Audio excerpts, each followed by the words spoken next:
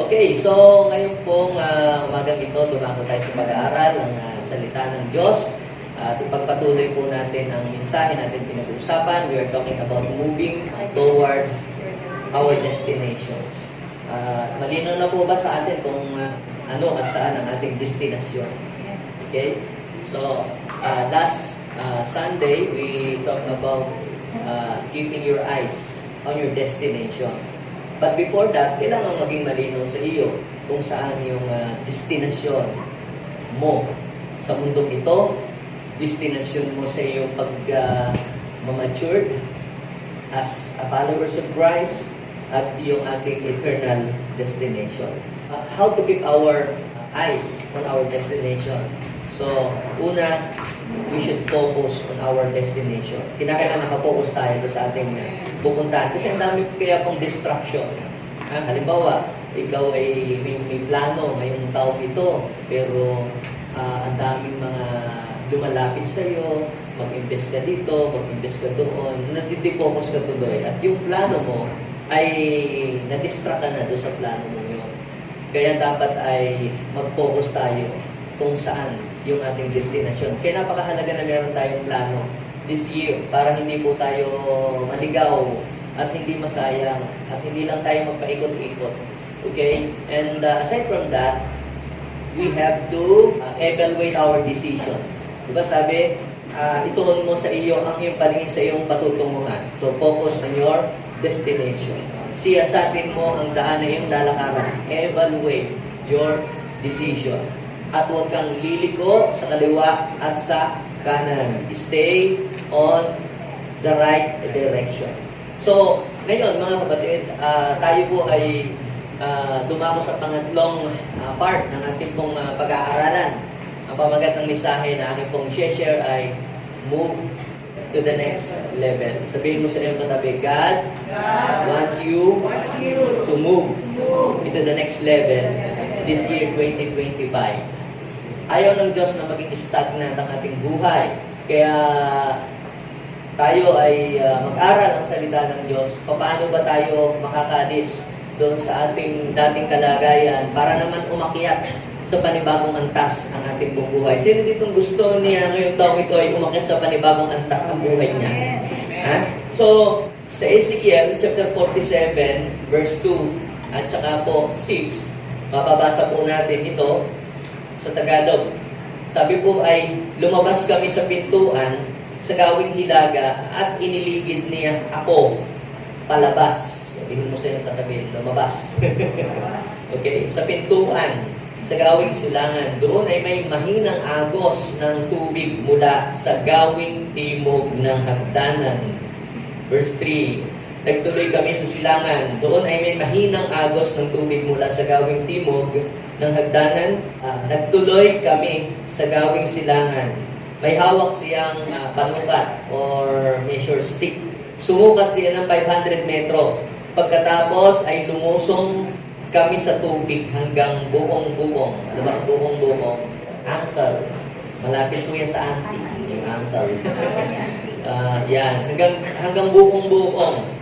Siya daw po'y sumukat ng 500 metro at ang tubig po ay hanggang buong-buong. Verse 4, sumukat ulit siya ng 500 metro at lumusong kami sa tubig. Ito ay hanggang Taiwan. So verse 5, sumukat ulit siya ng 500 metro, ngunit iyon ay isa ng ilog at hindi na ako makalusong.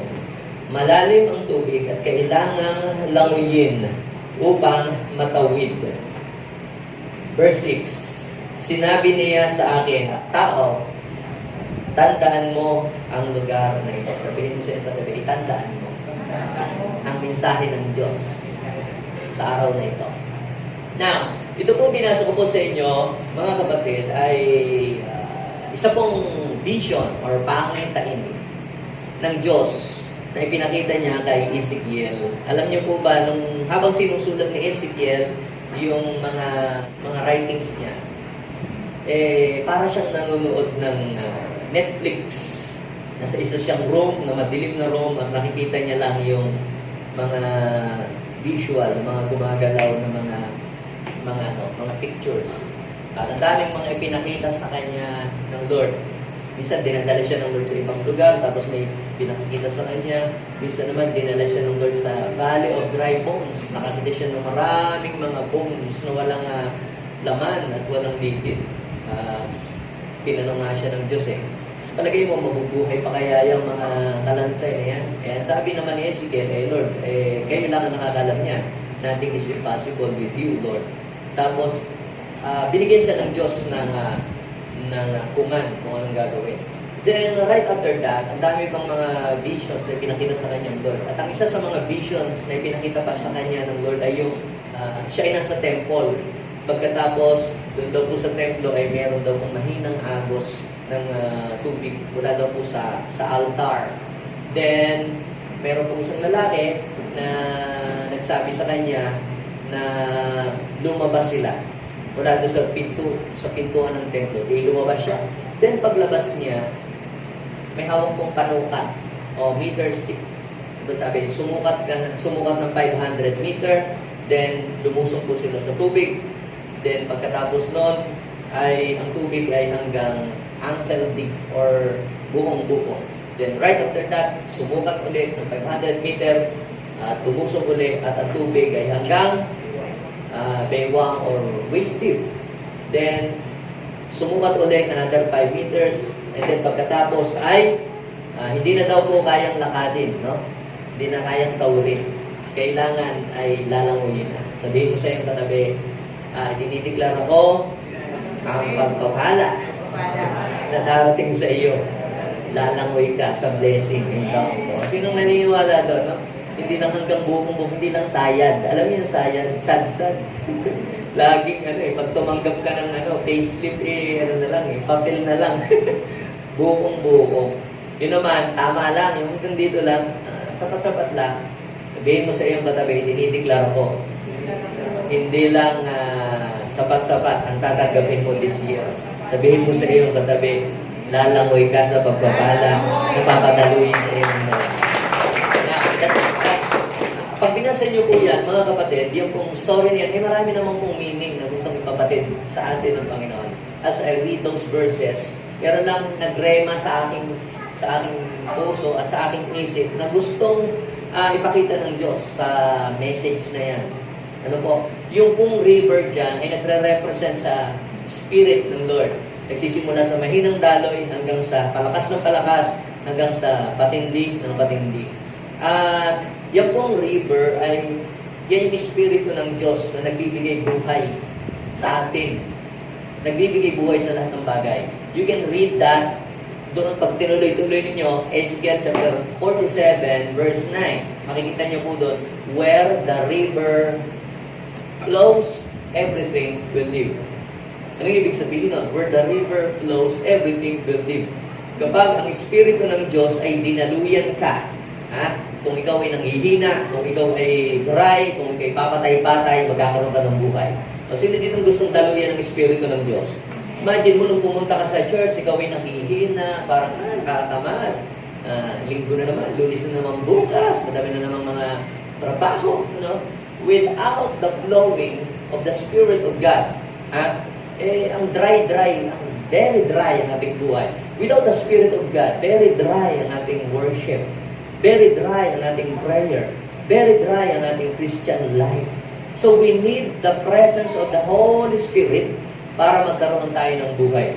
Alam niyo, sa totoo lang, dumaan po yung Monday hanggang Saturday, ang dami nating mga challenges and circumstances pinagdaanan. Nakaka-dry, di ba? Nakaka-dry. Tapos, hindi ko pa nag-shampoo kanina, dry. Pati buhok mo na dry. Spiritually, ikaw ay na-dry. Pero pagka pumupunta ka sa church, nagiging sariwa ang iyong buhay. Kaya mga kapatid, don't forget to attend our gathering. Bakit? Kasi dito ka nadidiligan ng presence ni Lord. Where the river flows, everything will live. Kaya, kita nyo, ang sarap mag-work kapag ikaw ay nadiligan ng presensya ng Diyos. Di ba?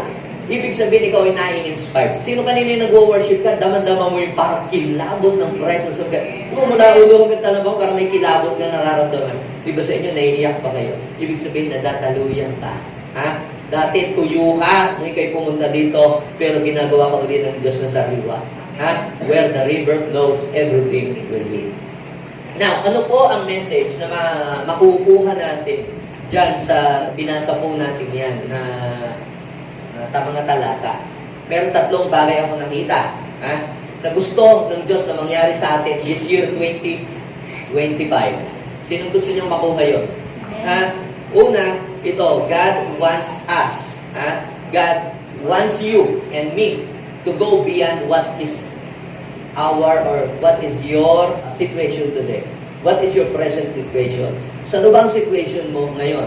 Maaaring ikaw ay puro utang, maaaring wala kang trabaho ngayon, maaaring ikaw ay down, maaaring ikaw ay dumadaan ka sa isang sufferings, o meron kang sakit, o parang nawawalan ka ng gana, parang ayaw mo na mag-work, parang ikaw ay nadi-discourage sa buhay, but God wants you to go beyond what is your situation today.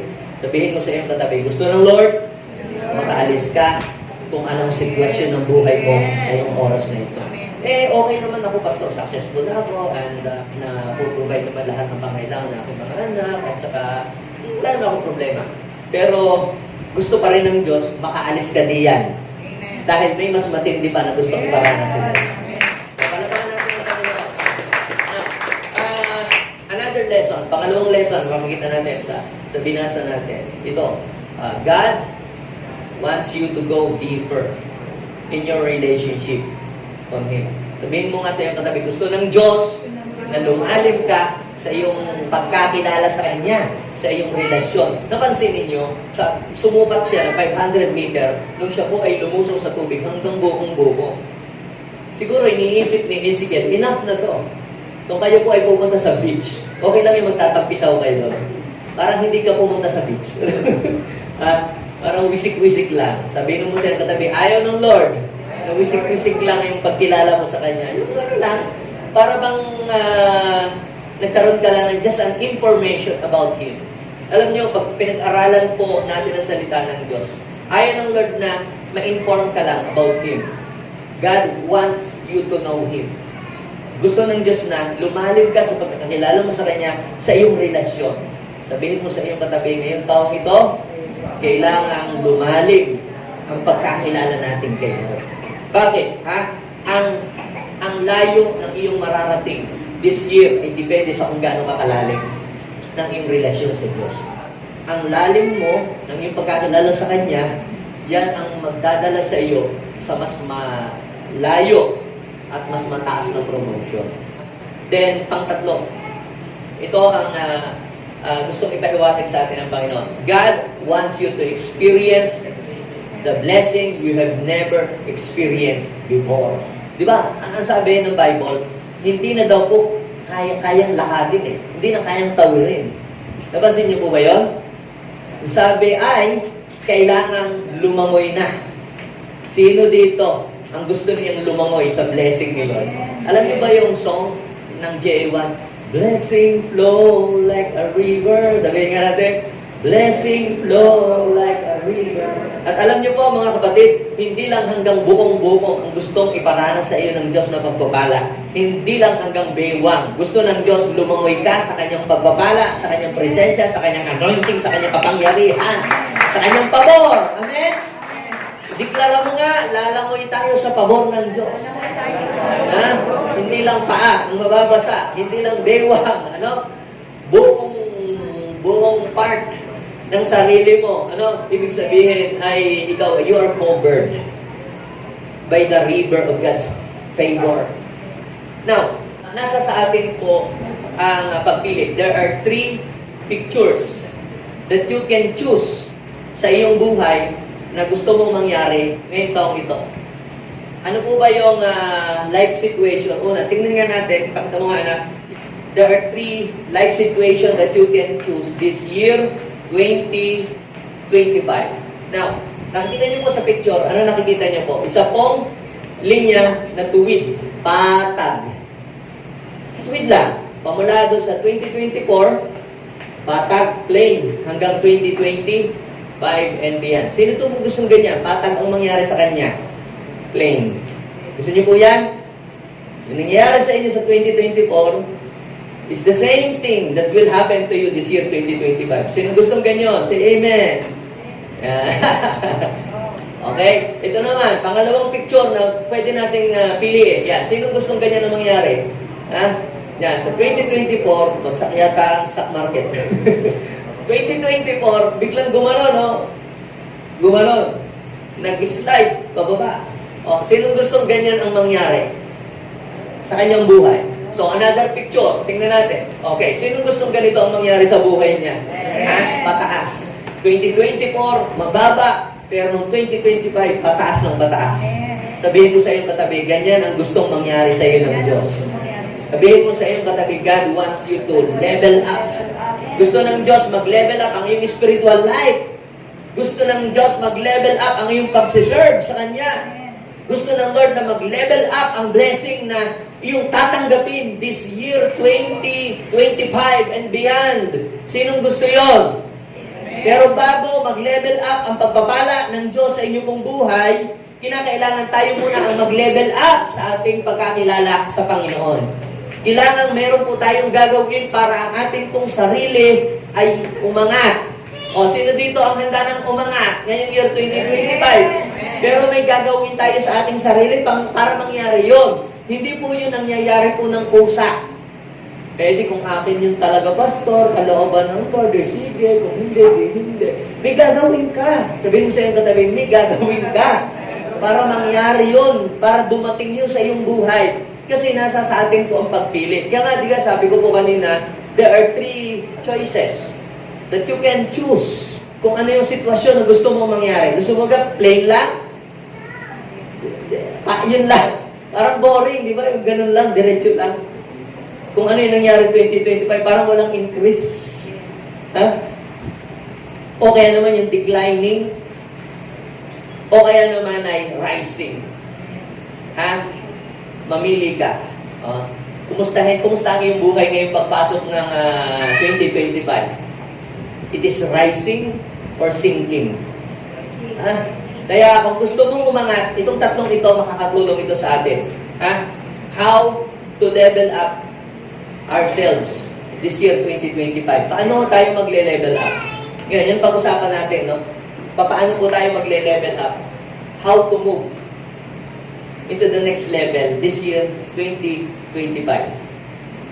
Tatlong mahalagang bagay na gagawin natin sa ating sarili para umangat ang buhay natin ngayong 2025. Okay? Number 1 ay ito po. Learn something you didn't know before. Aralin mo kung ano yung hindi mo paalam. Yung hindi mo alam pa. Kapag sinabi po nating learning, it is a process of knowing something. Ito ay proseso ng pagkakaroon ng ability. Ito po ay proseso ng pagkakaroon po ng knowledge para madagdagan ka. Kaya, kinakailangan po dito, we must be open, learner, and teachable. Kinakailangan tayo ay bukas sa panibagong knowledge. Kaya pagka ang laging mga akong turuan, mas marami pa akong alam sa iyo. Kapag ganyan po lagi tayo, tubihin ka nga dyan, mas marami pa akong alam. At saka, hindi, ganito na talaga yung nakasanayan ko bakit ko papalitan? Bakit ko babaguhin? Ito yung alam ko. At nyo, mga kapatid, kapag po hindi tayo nag-upgrade ng ating kaalaman, all of us here, we will become left behind. Ibig sabihin, magpapag-iiwanan ka. Nung unang-una na mauso ang Friendster. Friendster pa nun hindi ko alam nang gumamit doon. Tapos, naaaral din pala. Hindi mo alam ano bang pipindutin doon. Tapos, palitan ng Facebook. Hindi ko rin alam. Hindi pala naaaral. No? Meron po ang isang pastor natin. Yan. Sabi ko sa kanya, alam mo, pastor, kung gusto mo ma-bless ka, mag-download ka ng Gcash. Ayoko na mag-download ng Gcash. Sa misis ko na lang siya. Ayaw ko, hindi ako pindot-pindot pang ganyan. Nakakalito. Kaya pagka may mga gustong mag-bless sa kanya, tinatanong yung Gcash niya, wala siyang maibigay. Kasi hindi niya pinag-aaralan. Siya yung sa misis ko na lang. Kaya diretso sa kanyang misis, yung blessing. may kaltas na, may portion na mag-bless sa kanya. Laging ganun. Tapos, then lately, nag-download niya siya. At nung mag-download siya, alam niyo po, mas maraming blessing ang dumarating at kanyang natatanggap. What is the point? Kung gusto natin mag-level up, tayo, ang blessing, ang promotion, tayo ay ma-promote, at mas madali tayong matanggap sa trabahong ating a-applyan, anong kailangan nating gawin? Kinakailangan po natin magdagdag ng kaalaman. Kung ikaw ay teacher ka lang, plain teacher, mag-take ka ng masteral. Kung ikaw ay may masteral, kung meron ka pang potential at kaya mo, kahit pakaunti-kaunti, kahit usad pangong, mag-doctoral ka. Bakit? When it comes to competition, pag nag-apply ka ng trabaho, sino ang mas madaling matanggap? Sino ang mas madaling ma-promote? Yung merong kaalaman o yung kulang sa kaalaman? So, kaya mga kapatid, ang promotion, ang favor, at saka po, ang increase, yan po ay dumarating when you enlarge your capacity to receive. Ibig sabihin, kapag ikaw ay nagdadagdag ng kaalaman, ng knowledge, you are increasing and enlarging your capacity to receive. Kapag sinabi ko po, sige, magbibigay po ako ng arroz caldo sa inyo, lahat po kayo bibigyan ko, basta magdala po kayo ng lalagyan. Ang iba po ay pumunta doon sa kusina, kinuha yung baso ng panghuli komunyon. Yung iba ay tabo at yung iba ay timba. So palagay nyo, sino mas maraming matatanggap? Arroz caldo. Yung may malaking lalagyan. What is the point here? Kung may potential kang magdagdag, kung hindi ka marunong mag-drive, dati, aralin mo yan ngayon. Pag nag-apply ka sa company, dalawa kayong nag-a-apply sa mataas na posisyon. Yung isa, marunong mag-drive.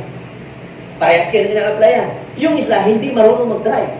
Sa palagay nyo, sino ang mas lamang sa matanggap sa pag-apply ng trabaho? Bakit?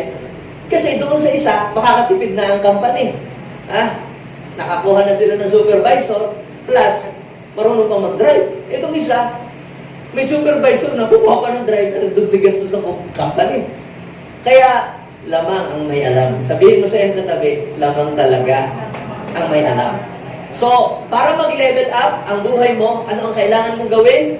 You have to learn something you didn't know before. Yung hindi mo alam dati. Kung hindi ka marunong magluto, pag-aralan mo ngayon. Read books, manood ka ng mga YouTube, madali na ho ngayong matuto. Yung hindi mo dati alam. Kaya alam yung mga ginagawa, di ba? Nag-a-apply sila sa TESDA. Nag-graduate na sila. Kung hindi ka marunong magmasahe at ikaw ay hilig mo ang masahe, karate, judo, mag-aral ka dyan sa second floor. Free. May allowance pa. So, sabihin mo nga sa iyong katabi, if you want God to level up your life, you have to learn something that you didn't know before. Bakit? Kasi ikaw ay magiging left behind. Ikaw ay mapag-iiwanan. Ikaw ay magiging kulela kapag ka hindi mo dinagdagan ang iyong kaalaman. Yes, I read a lot of books. I spend more money sa mga books kaysa sa pagbili ng damit. Yes. Inaharap ko yung librong yun, ina-apply ko sa aking sarili. At pag ako na-bless, 10 times pa ng pambili ng damit. Ano pong ibig kong sabihin? Mag-invest tayo, mga kapatid, sa paghahasa ng ating isip.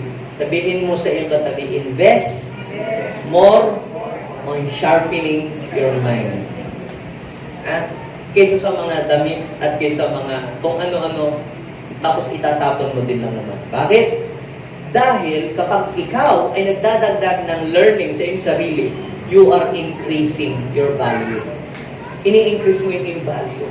Kumbaga, ikaw ay nagiging mamahalin. Sabihin mo sa iyong katabi, mataas na ang rate mo. Hindi ka na, pang mababang klase. Bakit? Kapag dinadagdagan mo, nang dinadagdagan ang iyong knowledge at ang iyong learnings, tumataas din ng tumataas ang iyong rate At sabihin mo sa iyong katabi, hindi ka na lang pang minimum.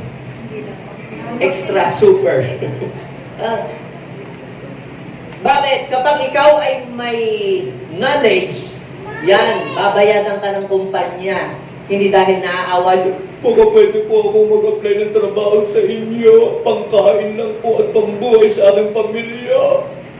Hindi ka nakaka-encourage sa kumpanya para i-hire ka. Pero, if you are full of knowledge, nasa iyong track record, eto ang mga training na iyong na-attenda, eto yung mga napasukan mong mga trainings. Alam niyo po, ang mga kumpanya ang magkakandarapat na mag-hire sa inyo. Sabihin mo sa iyo katabi, learn something you didn't know before. Kung hindi mo alam na mag-drive, alamin mo. Kung hindi mo alam na magluto, alamin mo. Kung hindi ka nagbabasa pa ng Bible, ngayong taong ito, gawin mo. Aralin mo ano ba ang salita ng Diyos. Ano ba ang ibig sabihin ng Genesis? Ano ba ang ibig sabihin ng Exodus? Ha? Aralin mo yan at pag yan ay nalaman mo, ikaw ay nagiging higit sa iba. Ha? Kita ninyo, ang taong may kaalaman, mas higit ang kanilang buhay kaysa iba. Are you with me? Because learning can elevate your life. Learning can bring you to the next level. Sabihin mo sa iyong katabi, gusto ng Diyos, ngayong taong ito, mag-level up ang buhay mo. Pero nasa sa iyo na yon kung gusto mong manatili dyan o gusto mong umat ng isa pang level ng iyong buhay. Tingnan ninyo po, sabi po sa Psalms 40 verse 3, para daw akong nasa malalim at lubhang maputik na balon. Kita nyo, nasubukan nyo, you are in a hopeless situation, you are in a dark situation, yung wala kang trabaho, wala kang mapasukan. Kita nyo, no?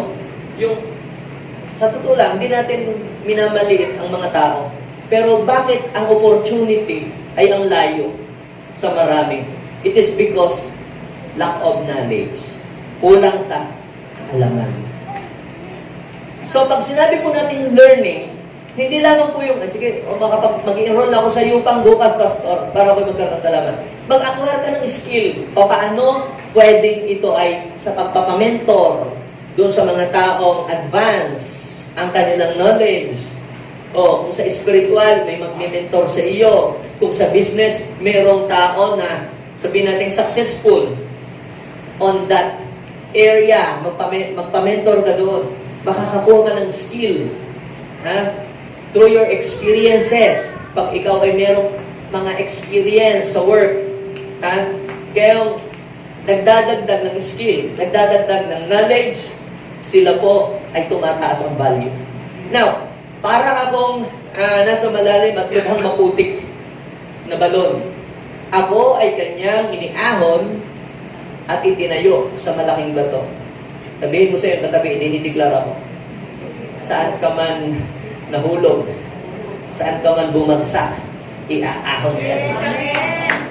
Iaahon ka ni Lord. Hindi naman talaga nahulog si David sa putik. He is talking about his situation. Para daw siyang nasa balon na puno ng parang pumuno, iba? May palubog ng palubog. Ang utang mo naging interest buwan-buwan. Wala kang maibayad. Down ka, ang dilim-dilim ng yung situation. Pero dinideklara ko, this year, aahon tayo. Hindi tayo palubog, hindi tayo pantay-pantay lang. Tayo ay pakpakiyan. At alam nyo, mga kapatid, sabi sa verse 3, basahin natin yung verse 3. Tinuruan niya ako. Kita nyo, even si God, willing tayong turuan. Sabihin mo sa iyong katabi, willing si Lord na turuan ka. Pero dapat ikaw ay teachable. Ikaw ay handang tumanggap ng correction. Ikaw ay handang tumanggap ng mga payo. Ikaw ay handang tumanggap ng mga advices. Kasi kung hindi ka handang tumanggap ng mga advices, hindi ka naman alam ko na yan. Then learning and knowledge will be close to you. Pero alam ko na yan. Yung tuturo mo sa, nabasa ko na yan. Ibig sabihin, sinasaraduhan mo na ang pintuan ng kaalaman na baka meron pa na hindi ka alam. Ano? So, tinuruan niya ako ng bagong awit. Ang awit ng papuri sa ating Diyos. Marami ang makakasaksi at matatakot sa Diyos at sila'y magtitiwala sa Kanya. Tuturuan ka ng Diyos ngayong taong ito ng mga bagong bagay, ng mga bagong kaalaman, basta maging bukas ka lamang sa Kanyang pagtuturo.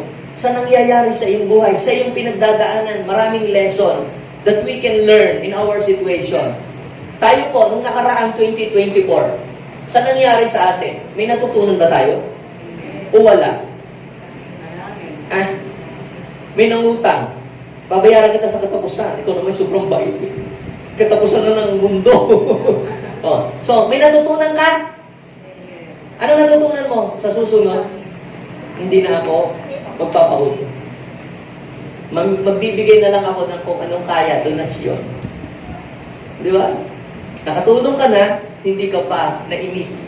Kakisingil. Di ba? So, ano pong ibig sabihin? Kinakailangan natin matuto sa mga dumadaan na pangyayari sa ating buhay. Dahil kung hindi tayo matututo doon sa mga nangyaring dumaan sa atin, pwedeng maulit na naman uliyot kasi hindi natin naipasa. Are you with me? Ano ang mga bagay na dapat natin matutunan this year? Kinakailangan we should learn a new song. Kahit bagong kanta, huwag lang laging kay buti-buti. Kantahin natin ang kay buti-buti. Pag eating fellowship, kinanta na, ay kay buti-buti. Pag funeral service, at kantahin natin kay buti-buti. Pagka dedication, kay buti-buti. Pag may birthday, parehas ang kanta. Pag may namatayan, parehas ang kanta.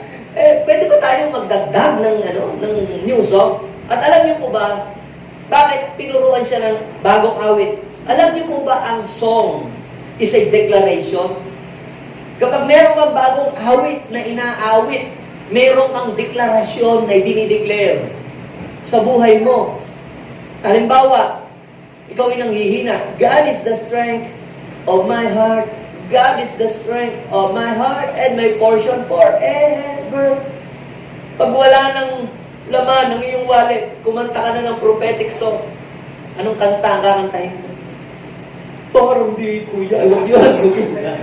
Blessing flow like a river. Tapos ipakita mo kay Lord yung wallet. Kantahin mo yung kantang na ipatungkol sa blessing. Pag gipit na gipit ka, sinabi ng Diyos, aangat ang buhay ko. Kantahin mo yung kanta na nagdideklara ng pagpapala sa iyong buhay. Huwag kang kumanta ng kabiguan. Hindi ko kaya tanggapin.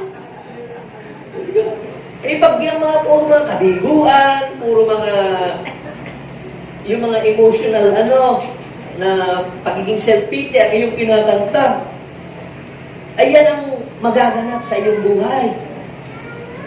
Pero pag kinanta mo, unstoppable, sabihin mo sa iyong katabi, yan ang gagawin ng Diyos sa iyong buhay. You will experience unstoppable blessing. You will experience unstoppable favor, unstoppable move of God. Yan ang kantahin natin, ang kantahin ngayong taong ito. Yan ang bagong awit, unstoppable move of God. Sino gusto niyang maranasan niyo?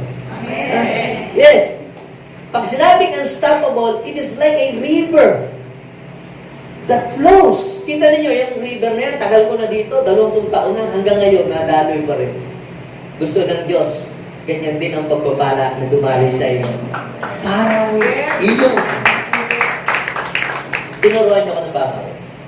So, tingnan niyo ang learning, Ang learning ay nag-e-elevate ng buhay ng tao. Ang learning make you top of the line.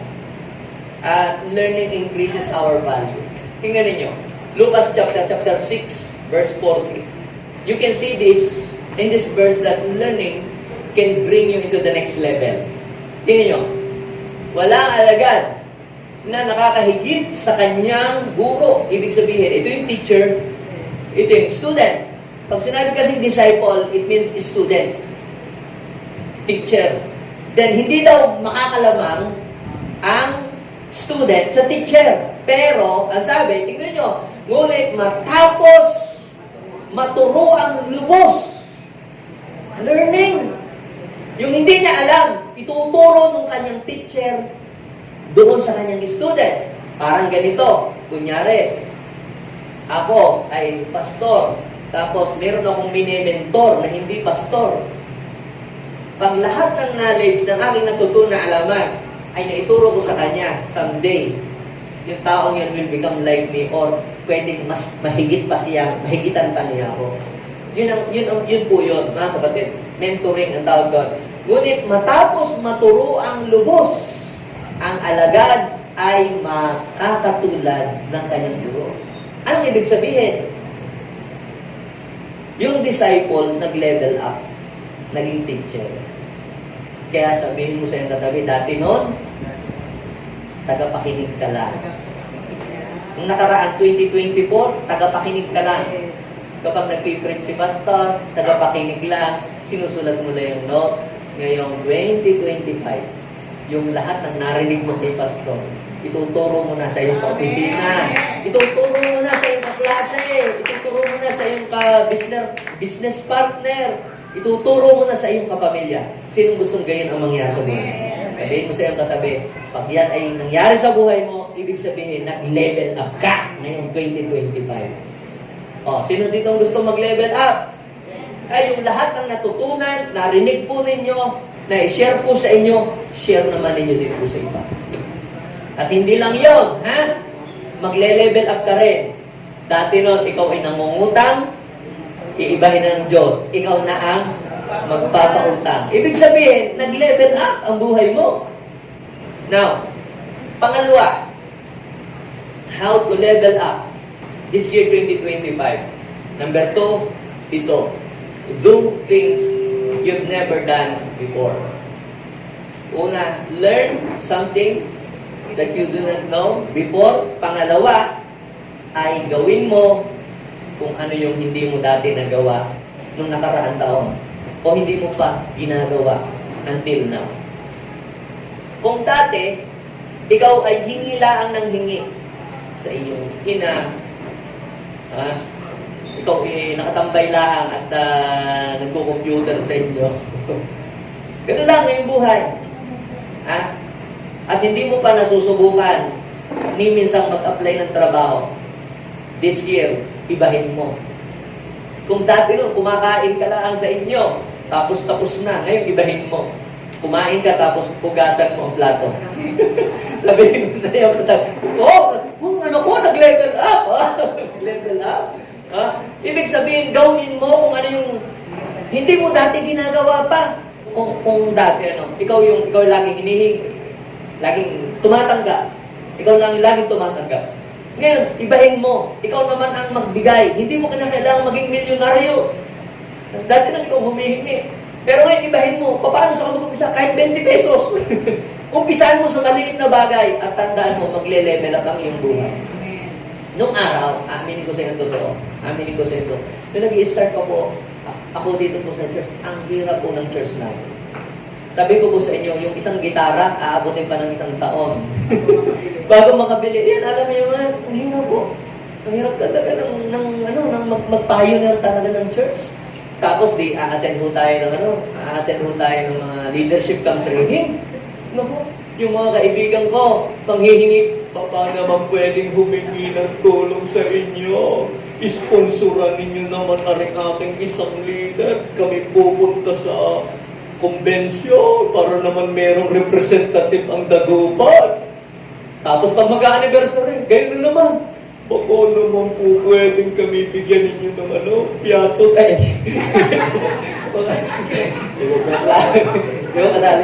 Baka naman pwedeng bigyan nyo kami ng tulong kasi mag-anniversary na po. Imagine nyo po, sa tuwing mag-anniversary, nakailang taon din yun. Alam nyo po, medyo nung matagal-tagal na, parang nahiya na ako sa aking sarili. At hiyang-hiya din nabagtatan to. Biglang dumating mo sa akin yung ako'y hiyang-hiya, yung nahihiya ng humingi. Ano ba naman yun? Lagi na pag-mag-anniversary sa conversion, mga convention, tatakbo ko kanina. Sabi ko, Lord, kinakailangan mag-level up ako. Hindi dapat hanggang buhong-buho. Alam niyo po, nag-gesture po ako. Ang ginawa ko na po, pag may convention, ako na po ang nanglilibre. Nag-iipon ako ng pera, ililibre ko na lang. Ako sa akin, hindi na ako nahingin sa mga, kung magbigay sila, magbigay. Pero hindi na yung ako'y, hindi na. Bakit? Nilevel up ko ang sarili ko. Anniversary, kami ang unang nag-pledge. Gawin natin ang hindi natin ginagawa dati. At alam niyo po, ngayon, mas bless ang ating church ngayon. Kaysa okay.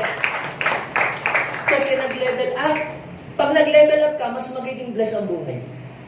And this year, sinimulan na ho namin, itong January.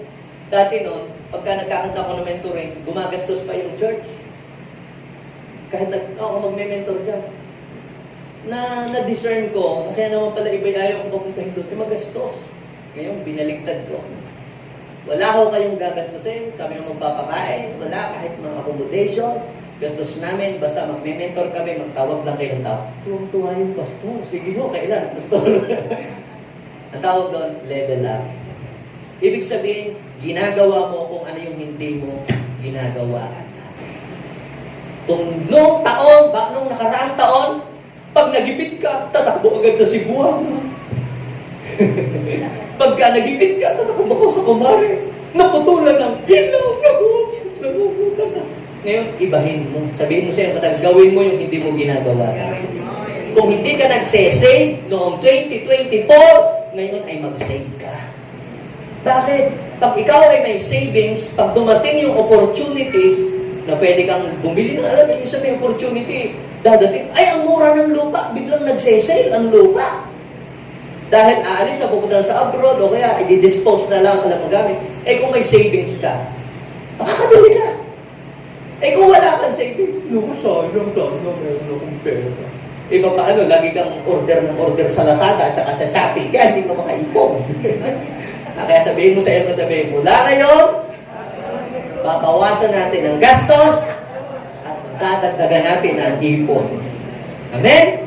Huwag puro bili ng iPhone. Amen? Pero wala namang ipon. So, kung noong 2024, hindi ka nagsisave, puro gastos, ngayong 2025, unahin mo ang mag-ipon ka.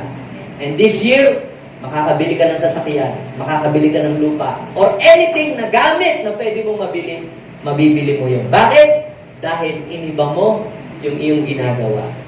Do things you've never done before. O sino dito ang nag-save noong 2024? Pag wala! Kaya sabihin mo sa iyong katabi, kung gusto mong sumagana ang buhay mo, ngayong 2025, bawasan mo ang gastos, yung mga gastos na wala namang pwede na mabubuhay ka din naman kahit walang milk tea. Bawasan mo yun. Hindi ko naman sinasabing bawal. Sinasabi ko lang kung gusto mong sumagana. Sino dito gusto nyo mag-level up ang finances? Yan. So, anong gagawin? Ang gagawin mo, una, ay acquire 100%. Give your 10% to the Lord. Save your 20%. At mamuhay ka lang sa 70% of your income. Believe me, makakabili ka ng bahay. Makakabili ka ng gusto mong bilhin. Kasi ang nangyayari ka sa atin, pag hindi pa natin natatanggap ang ating sweldo, iniisip na agad natin, ito aking bibili, ito aking bibili. Pagdating, walang natira. Bakit? Kasi kung inuna mo agad yung bibili. Unahin mo si Lord, unahin mong mag-save ka sa sarili mo, at 70% na, pilitin mo. Kung hindi mo kaya, unti-unti, little by little, hilahin mo from 100% up to 80% hanggang maka 70% ka lang ng gastos. Bihin mo sa iyong katabi, magle-level up ang buhay mo. Pati ang finances. Now, sabi po ni Albert Einstein muna, si Albert Einstein, siya po ay physicist. Yung magaling siya when it comes to physics. Sabi ni Albert Einstein, insanity. Ano ba ang ibig sabihin ng insanity? Baliw. Yeah. Insanity is doing the same thing over and over again and expecting different result. Kabaliwan daw ho, yung gagawin mo, yung paulit-ulit na yun, pero nag-expect ka ng kakaibang resulta. Baliw kapag ano. So, kung gusto mo mag-increase ang iyong income this year, anong kailangan mong gawin? Hindi. Basta ako'y sisipagan ko ang pagpasok. 8 hours a day. Walang mangyayari. Anong kailangan mo gawin? Build a pipeline of blessing to flow. Mag-business ka, mag-online selling ka, or whatever. Dagdagan mo ang iyong pipeline, ang iyong source of income. Kung gusto mo na magkaroon ng increase. Or, pag-open ka ng business. Are you with me? Doing the same thing over and over again and expecting the same result is insanity, sabi niya. And nothing will happen to you if you are doing the same thing over and over again. Ibig sabihin, ganun din. Wala mangyayaring bago. Kung gagawin mo, late ka pa rin umuwi sa bahay, tanghali ka pa rin gumising, then nag-expect ka ng success this year, ay kabaliwan daw yun. Kaya sabihin mo sa iyong tatabi, mula ngayon, kaagahan na natin ating gising, lalo na pag Sunday, para hindi tayo malay. Eh, baka na naman, Pastor, isa lang ang aming banyo, 10 kami maliligaw. Maligo na kayo sa gabi. So, ano bang ibig sabihin? Kinakailangan ay yung hindi mo dati ginagawa noon ay gawin mo ngayong taong ito. Kung hindi mo pa nasubukang magbigay kay Lord, last year, kaya lagi kong nagigipit, subukan mong magbigay ngayon sa gawain ng Panginoon. Kung hindi ka pa nasubukang sumama sa outreach, babahay ka lang, subukan mo sumama sa outreach.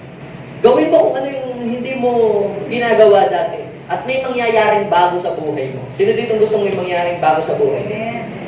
Maging si God. Gusto niya laging meron siyang bagong ginagawa para sa atin. And tanong, meron ka bang bagong ginagawa para kay God? Tingnan ninyo, Isaiah chapter 43. Basahin po natin. See, I am doing new thing.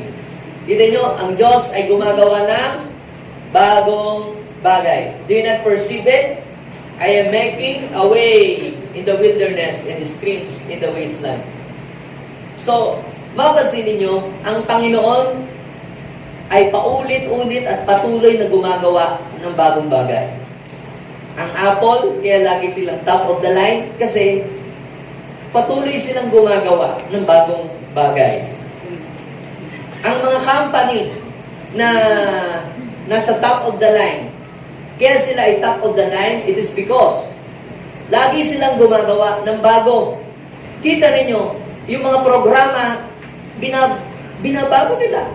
Kahit nga yung mga sachet ng mga shampoo, dati nun ganyan lang, lapad lang eh. Ngayon ginagawa pahaba, patulis, kung ano-ano. Ano pong ibig kong sabihin, mga kapatid? Dahil, kapag tayo po ay gumagawa lagi ng bagong bagay, may bagong mangyayari sa ating buhay. Sino itong gusto may mangyaring bago sa iyong buhay? Kinakailangan may gawin kang bago. Dati, ang kinakausap mo lang, kaibigan mo lang, best friend mo lang, kaya nang lagi ang magkausap. Kumausap ka ng hindi mo best friend. Kumausap ka ng ibang tao. Para hindi ka lang nakakulong doon. Dati, nandun ka lang sa iyong kwarto ng iyong bahay, nagpa-Facebook, kasi lumabas ka at makipag-usap ka sa iba. Kumausap ka ng tao. Kung ikaw ay business people, kumausap ka ng ibang tao. Bakit? Nakakatulong ba yung pagkausap sa ibang tao na hindi mo dati nakausap? Yes. Nadadagdagan ng iyong customer. Nadadagdagan ng client. Hindi, i-maintain ko na lang itong 10, pastor. Alam nyo, pag minmaintain ninyo ang inyong customer na 10, lalong mawawala. The more you maintain 10, the more you will lose your 10. Ano pong ibig ko sabihin? Magdagdag ka ng marami pang kakilala. Dagdag. Kung may umalis na isa, hindi mo ramdam yung umalis. Bakit? Kasi you are always adding people. Yes, kung yung isa lang kaibigan, ito lang ang kaibigan ko habang buhay. Paano kung nagkatampuhan kayo? Wala ka ng kaibigan. For life. Pero magdagdag ng maraming kaibigan. At kung may isang umalis, hindi mo ramdam dahil marami ka pang reserve na kaibigan. Ako, ano po ibig sabihin? Kaya yung hindi mo ginagawa dati noon, hindi tayo friendly. Totoo lang, hindi ako, ano tawag doon sa introvert or extrovert? Yung hindi pala, Intro pala. Yan. Akala ko chorus. Yan. So, ano pong ibig kong sabihin? kinakailangan natin na ang ating sarili ay turuan na gawin yung mga bagay na hindi natin dati ginagawa. Yes, hindi po madali dahil hindi tayo sanay. Pero kapag nasanay tayo na gawin yung mga bagay na hindi natin nagagawa dati, mapapansin niyo po ang inyong buhay, maiiba ang takbo ng inyong buhay. Kapag kita niyo dati no, hindi kayo nagcha-church. Kamusta ang inyong buhay? Wala, kapag ganun. Paiba ba? Pero nung kayo po umaatid na sa church at ginagawang regular ang pag-attend sa church, nakita niyo, may pag-angat bang nangyayari sa inyong buhay? Wala. Meron, di ba? Yes, nakita niyo po yung difference. Dati hindi ka nag-church, mag-church ka. Dati hindi ka nagpe-pray, mag-pray ka. Dati nung pag nag-pray ka, ang tanda lang.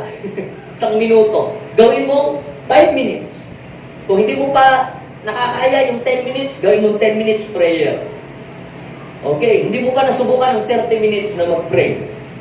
Gawin mo ngayon yung 30 minutes prayer.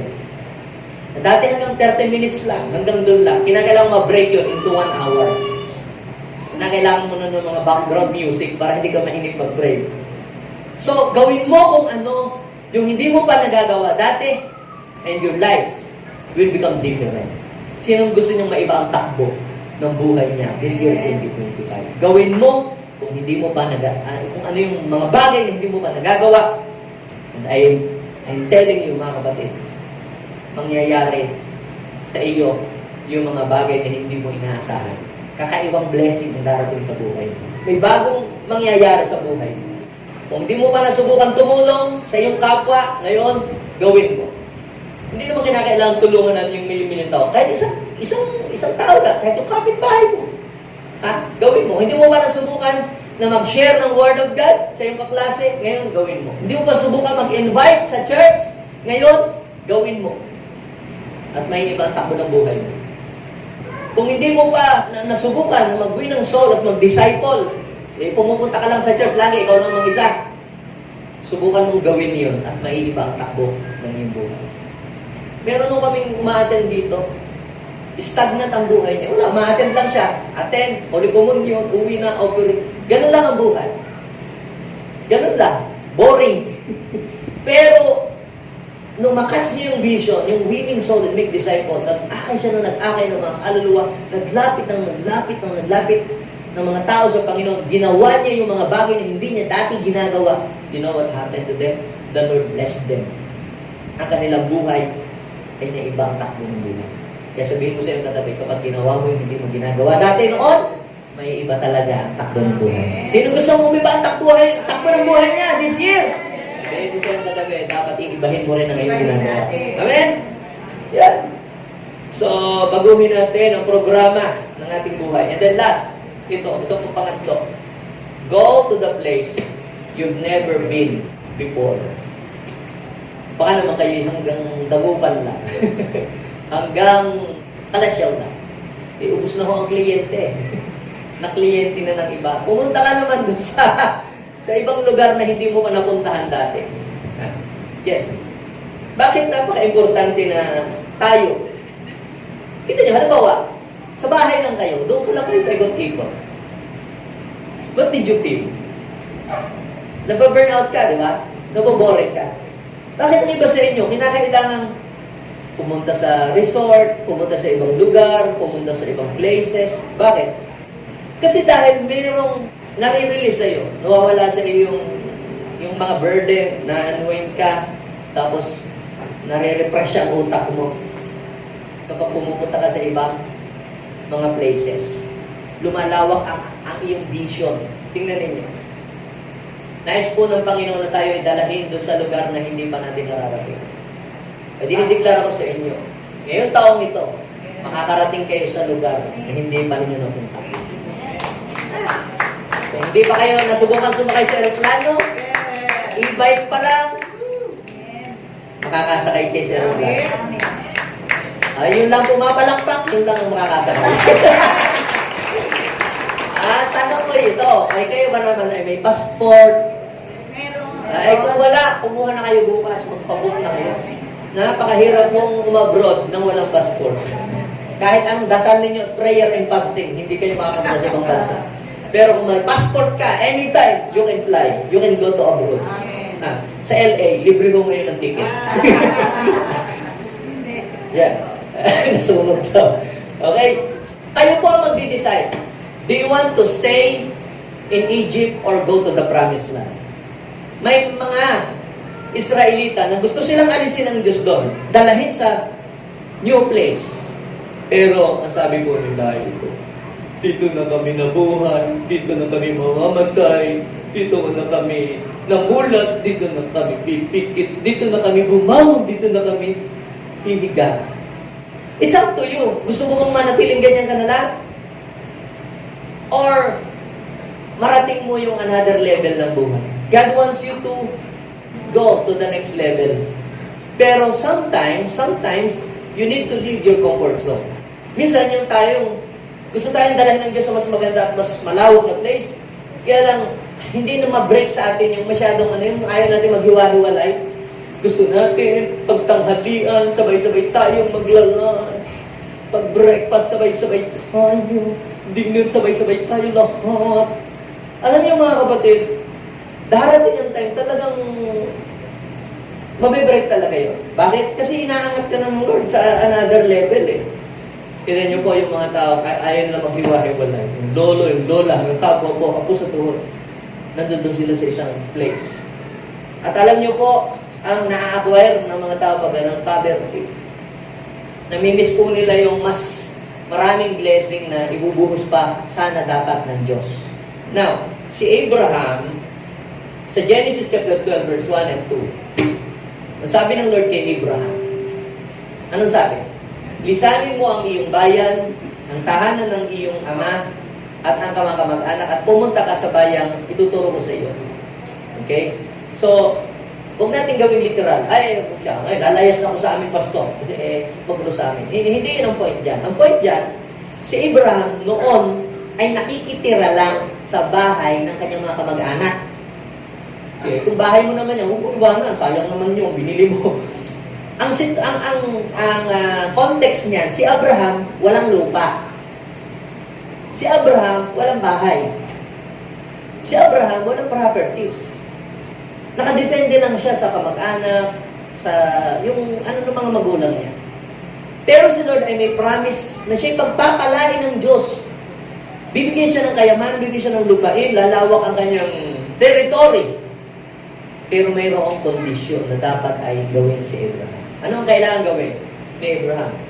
Para ma-achieve niya yung mga bagay na i-prepare ng Lord, kinakailangan niyang bumukod. Kinakailangan niyang magsarili. Yun yung sinabi ng Lord kay Abraham. Lisanin mo ang iyong bayan, ang tahanan ng iyong ama, kasi nakatira siya sa bahay ng tatay niya. At mga kamag-anak. Kasi doon siya nakasandal. May ulam pa kayo dyan, meron pa magmumulong, parang meron. Sa tao na siya nakadepende. Pag umalis ka dyan, wala ka nang ibang sasandalan. Ang Diyos lang talaga. Pero, mas malaki ang kayang ibigay ng Lord pag sa Kanya ka nakasandal. Iba ang blessing na tatanggapin mo kapag ka ikaw ay nagsimulang bumukod at tumira sa sarili mo kaysa doon sa nakadepende ka lamang sa iyong lola-lolo sa pensyon. Siguro bibigyan ka lang ng kaunti dahil kayo 10 kayong magkakahati sa 5,000 pensyon. Pero, kita nyo, sabi po, pumunta ka sa bayang ituturo ko sa iyo. Now, sabi ng verse 2, basahin po ninyo. Basahin natin. Mararamihin ko ang iyong at apo, at gagawin ko silang isang malaking bansa. Pagpapalain kita. Pagpapalain kita at gagawin kong dakila ang iyong pangalan at ikaw ay magiging pagpapala sa marami. Do you want to become a blessing to many people? Ito level up to. Level up. Bakit? Kasi dati, siya ay nanghihingi. Siya yung bine-bless. Siya ang bine-bless ng kanyang kamag-anak. Siya ang bine-bless ng kanyang tatay. Pero nung siya po ay bumukod, pumunta doon sa lugar na hindi pa niya napuntahan, lumipat ng place, ano po ang nangyari? Sabi ng Lord, today, we will become a blessing to other people.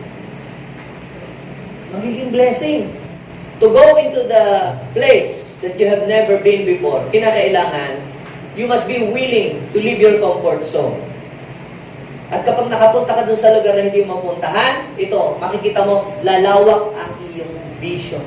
Lalawak ang iyong paningin. At makikita mo na, grabe pala ang kayang gawin ng Lord. Alam niyo po, we are blessed sa ating pong bishop. Kasi ang kanyang desire, kami mga pastors, yung mga pinupuntahan niya mga ibang bansa, gusto din na makita namin yung mga lugar na pinupuntahan. Bakit ginaganap yung mga pastor enhancement program sa ibang mga bansa?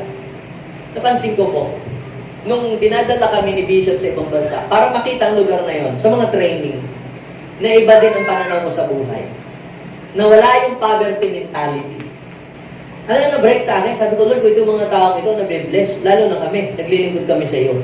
Hindi na mabe-break sa iyo yung isip, hindi ganito na kami, kahit kami mahirap, basta malaga, kami tapat kay Lord.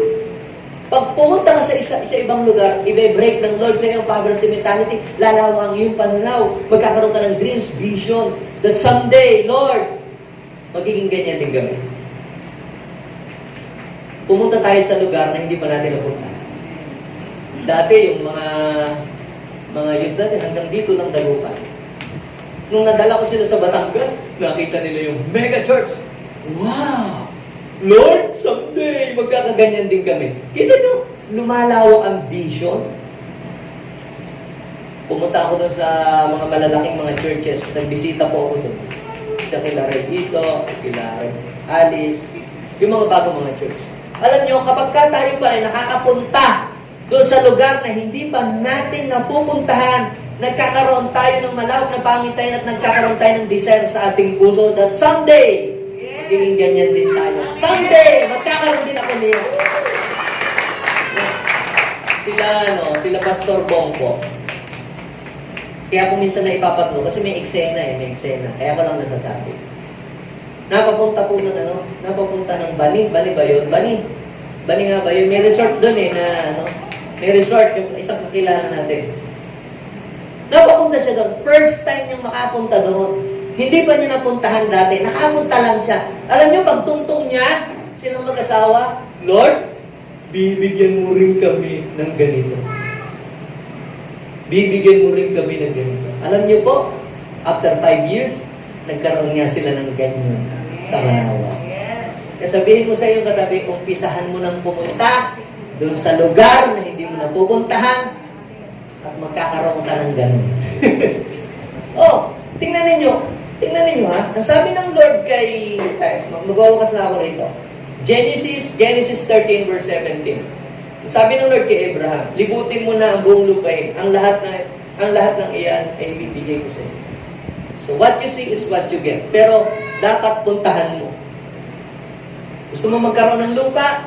Pumunta ka, maghanap ka ng for sale na lupa. Hindi ka magkakamit ng lupa, hindi lalapit sa iyo. Ang bahay, hindi lalapit sa iyo. Ikaw talaga ang maghahanap. Okay. Ang sabi ng Joshua 1:3, anong sabi? Gaya na aking sinabi kay Moses, basahin natin yun. Anong sabi ng Lord? Ibibigay ko sa inyo ang lahat ng lupain inyong mararating. Kaya sabihin mo sa iyong katabi, let us walk. Let us move forward. As far as you can. Yes. Kinakailangan pumunta ka doon sa hindi mo pa lugar na napupuntahan. Gusto mong mag-increase ang iyong sale ngayon, kung ito ay businessman, pumunta ka doon sa lugar na hindi mo pa napupuntahan. Kung hindi mo pa nakakapunta sa ganitong lugar, puntahan mo ito. Sasabihin ko sa iyo, maiiba.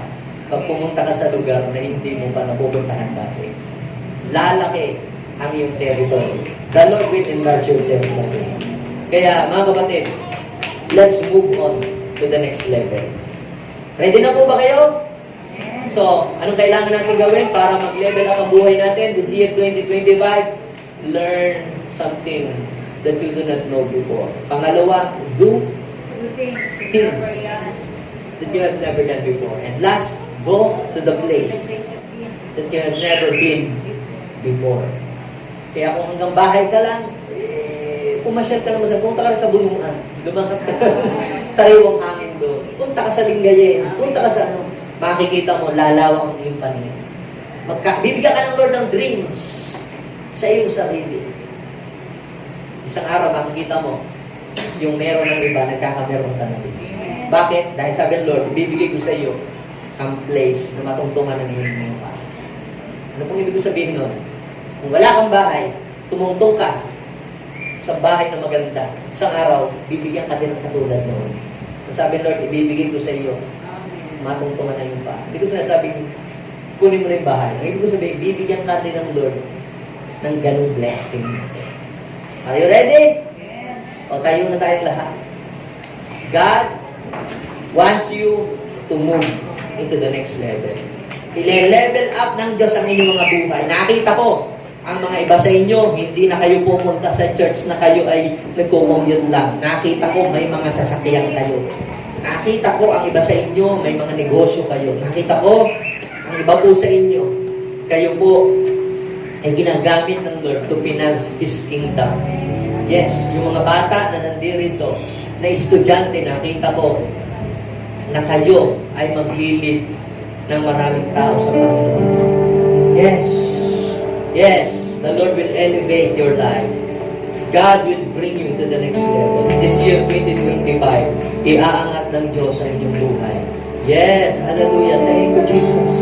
Ano po ang gusto ninyong mangyari this year? Ano po ang gusto ninyong mangyari sa inyong buhay this year? Ngayon, sabihin ninyo po sa Panginoon, buuin ninyo sa inyong mind. Kung wala pa kayong idea kung ano yung inyong gusto, ngayon taong ito, magkaroon ng isang desire. Ano ba ang desire ninyo this year na mangyari sa buhay po ninyo? To increase knowledge, to do things that you have never done before, or to go into places or into place that you have never been before. Mangarap ka para may marating ka. Mag-desire ka para may bagong mangyari sa buhay. Gusto ng Lord na iangat, i-level up ang buhay mo. Yes. Ngayon, i-desire mo may mangyayaring maganda sa buhay mo. Yung parang nanggigigil ka, yung parang, sa puso mo. Yes. Yung may faith. Yes. Lord, I pray, give us a faith, O God, to reach our destination. Increase our faith and courage, O Lord, to reach our destination. Hindi kami papayag na walang mangyayari sa taong ito. Lord, kakaiba, grabe, mas matindi. Many people around us will be amazed to the things that you will do in our lives. So God, this year 2025, hindi lalampas ang taong ito na zero ang buhay namin. Lord, may kakaibang mangyayari sa finances, oh God, sa career, sa business, sa studies ng alam mga anak. Lord, yung dating mahina ay magkakaroon ng ability and wisdom. Yung walang honor, magkakaroon ng honor, oh God, and award in Jesus' name. Yes, yung mababang sale, mag-increase ang mga sales nila in Jesus' name. Yung business, magle-level up, magpa-branch out in Jesus' name. Yung churches, mag-multiply, dadami in Jesus' name. Yung small group, mag-increase in Jesus' name. Even ang finances, ang pera, mag-increase ang mga savings in Jesus' name. Even ang mga properties in Jesus' name. Yes! Magle-level up kami sa lahat ng area ng aming buhay. Higit sa lahat, Panginoon, yung aming relationship. Lalo kami may in love, Panginoon. Lalo kami may inspired to serve you, Panginoon. Yes, oh God. Kasama buo naming pamilya, Panginoon. We will serve you. We will glorify you, oh God. Dahil alam namin, you are the source of everything we need in this life, oh God. Hey, say thank you, Jesus, for the victory. Oh, hallelujah, hallelujah. Yes, nakahanda na ang lahat ng bagay na tatanggapin mo at kailangan mo this year 2025.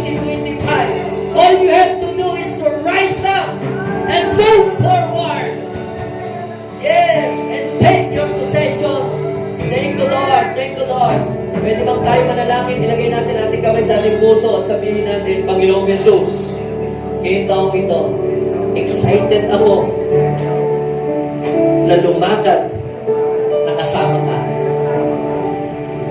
Kung saan mo ako dalahin, doon ako pupunta. I-guide po ninyo. Ikaw ang aking lakas, ikaw ang aking katulong, ikaw ang magsusupply ng lahat tayong pangailangan. To you alone the glory and honor, thanksgiving. In Jesus' name, amen and amen.